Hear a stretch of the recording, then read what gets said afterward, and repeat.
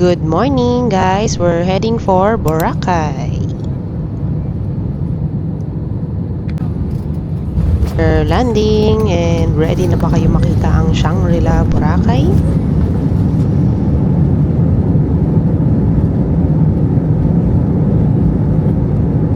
This is the free shuttle ni Shangri-La. Makikita mo naman na andyan no. Nasa labas lang siya ng Boracay Airport kaya hindi ka mahirapan hanapin to. Ayan. Kitang-kita naman dyan. Naantay lang kayo ng driver dyan. Hanapin nyo lang.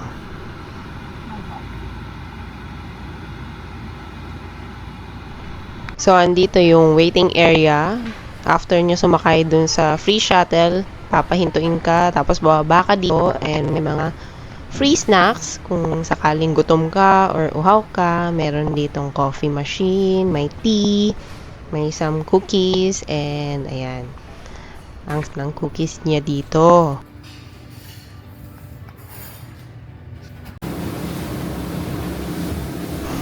At andito na nga tayo ngayon sa ferry transferring us para makarating na tayo finally sa Shangri-La, Boracay. So, mamaya mag-stop tayo after 15 minutes. Nandun na tayo sa dock. Mabilis lang siya and ang bilis din ng takbo nito. Medyo matalsik yung tubig so make sure mag-cover up ka towel. Meron silang provided dyan so don't worry.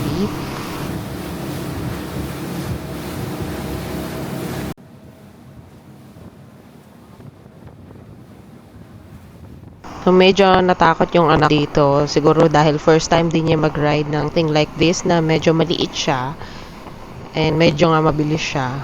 So, hawakan niyo yung anak niyo in case maliit pa, baka matakot.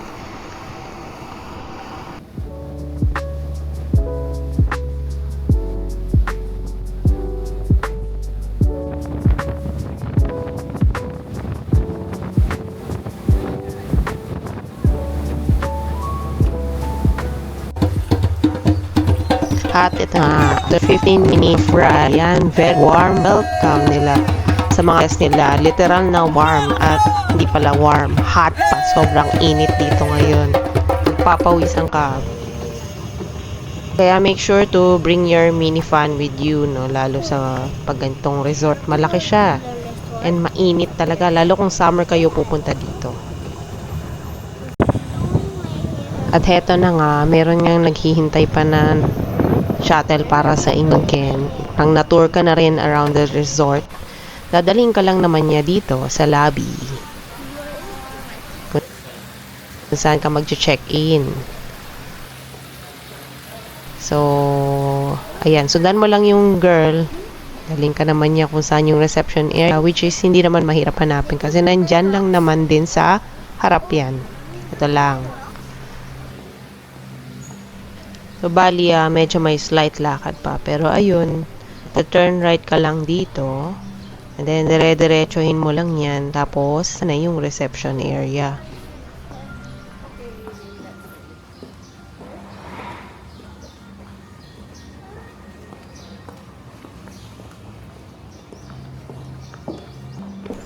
And, ayan, meron pala silang pa-welcome drinks dahil napakainit talaga. Kuha ka na lang dyan. Dahil wala pa yung room namin, dahil too early pa, wala pang 2, meron kaming pinuntahan. Outside lang neto nung reception. Ang ganda rin ng view. So, relaxing. Di, iniwan muna namin yung mga gamit namin, yung luggage. Hawak naman nila. Safe naman dito, I suppose. Ayan, mag-iikot muna tayo ng slide and kakain kung saan may makita tayong yummy food. Nakikita mo yung wagi, pwede kang sumakay dyan. Kaya kapag tatawid ka, check left and right, baka mabangga ka. Hindi natin alam.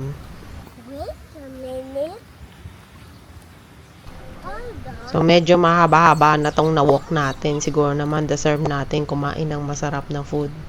Tsaka isang malamig na juice o tubig na lang. Ay, salamat. Nakikita ako na yung umbrella. Ibig sabihin, malapit tayo sa swimming pool area. And, ayan, kita ko na yung pool. Ang sarap na magbabad, no? Kaya lang di pa kasi kami nakapagpalit. Di tuloy makaswim agad. Pero anyway, check na lang muna natin yung area. Explore natin kung gaano siya kalawak. Ang laki kasi talaga niya. And surely, relax ka talaga dito.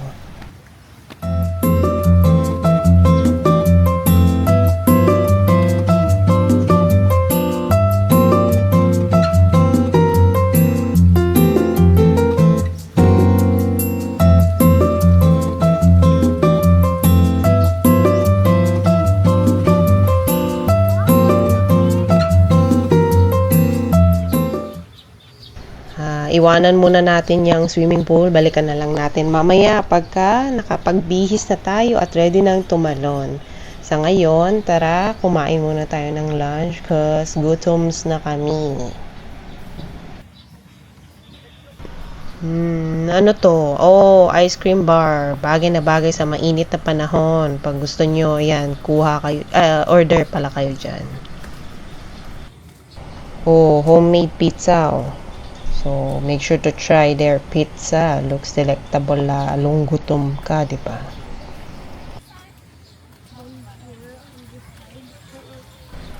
Another side na pool and mainit talaga kahit saan ka pumunta dito. Wala siyang cover. So, ready kang team. Talon ka na kagad kahit maaraw, tanghaling tapat, umaga o hapon man. Para sulit yung bayad mo. Ito nga pala yung in-order namin, pizza and pasta.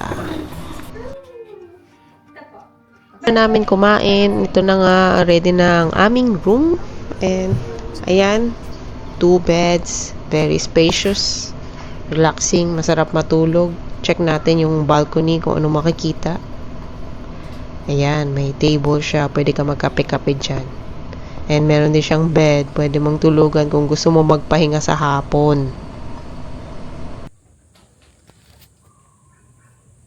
Ang view sa kanyang balcony, ito na nga, green grass. Siguradong makakalimutan mo ang problem mo dito kasi naman napaka-relaxing talaga dito. Sa CR naman, meron siyang shower area. Ayan, dalawang lababo. Hiway yung toilet na cubicle. Tapos, pag pumunta ka naman dito sa kabila, punta ka dito sa kabila, meron siyang tap. So, gustong-gusto ng kids yung sarap babaran. Siyempre, hindi mawawala ang kanyang souvenir shop. Ayan, ang opening hours, post nyo na lang to get. Yung kasama kasi nasiraan ng slippers, so she has to buy a pair. And eto, nag-check kami dito sa store. Buti na lang meron dito. Ayan, pili ka na lang kung anong design na gusto mo. May mga damit din, swimwear kung wala kang dala. Ay, may jewelry din. So, shop ka na lang dyan. Pati mga sunscreen, meron din siya dito. Kompleto na siya, technically. Pero syempre, mas mahal. Dala ka na lang ng sarili mo.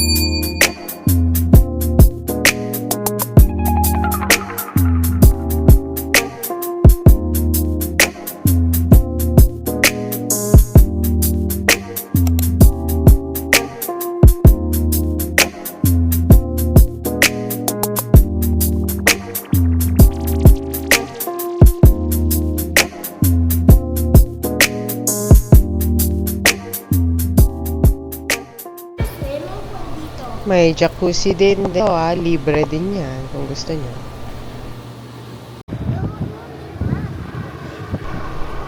Lumabas tayo para explore some of the other parts ng Boracay. Eto na nga. Ang ganda ng ang linis ng tubig na green, makikita mo talaga perfect talaga for relaxation kapag may mong stress, dito ka magpunta. Siyempre, bababad tayo sa beach, di ba? Hindi naman pwedeng nandito na tayo eh. Kahit na init ang araw, story na kami tumalon sa beach. Tara, let's go!